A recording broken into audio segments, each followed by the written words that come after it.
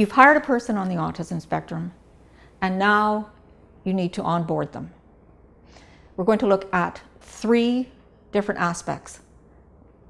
First is training, the second is their first day, and the third is the probationary period. The training is targeted at 2 very different audiences. The one is your current employees, and the other is the person on the spectrum. So let's deal with your current employees first. This training is best executed prior to the start date of the employee on the spectrum. And this training is around what is autism, or autism in the workplace. And there are many sources for this training. At Focus, we provide this training to our clients. And it's an hour long, it doesn't take long, but it lays the foundation of expectations and readiness for your current employees. The other audience for training is the person on the spectrum themselves. And just like with any employee, you provide the training that has to do with the hard skills, which is the tools that they're using, the job responsibilities, the procedures and processes. The other is the soft skills. And these soft skills have to do with your policies and procedures from a human resources perspective. And it is really a good idea to assign somebody in the HR department as a go-to person for the person on the spectrum to go and ask any questions that they may have. The first day on a job is nerve-wracking for most people. Individuals on the autism spectrum, you can multiply that 100-fold.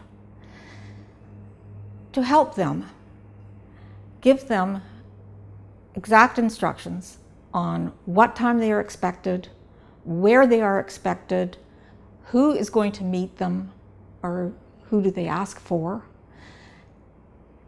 Tell them what the dress code is so that they have no anxiety around that. And to the best of your ability, prepare their workspace ahead of time so that when they arrive, everything is there for them to be functional. Also ensure that you have identified a buddy that can take them around the premises and also be a go-to person around questions like, can I eat my lunch at my desk? You know, just those kinds of questions that they may not know through observation and may actually have to ask somebody. Ensure that they know who their direct report is, and ensure that they've got access to your policies and procedures, and they know who to go to in the HR department with questions.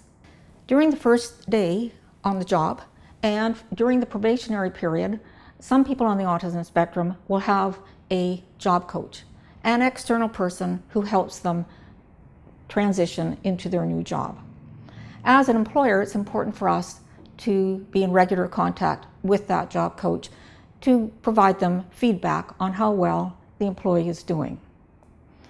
Plus, you also want to give the employee feedback during the probationary period. Most people on the spectrum have performance anxiety, and a long way of alleviating that is to provide them feedback.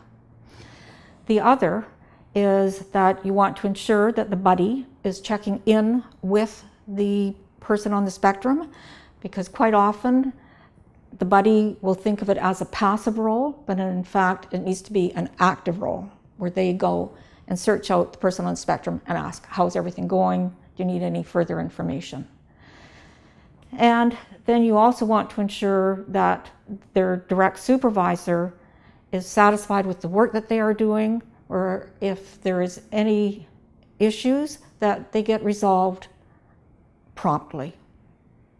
In summary, to ensure that the onboarding of an employee with autism is smooth, ensure that the training of the other employees has occurred, the person on the spectrum has received the appropriate training, they have access to individuals who can help them, whether it's to do with their job responsibilities or human resources or just being an employee at the workplace.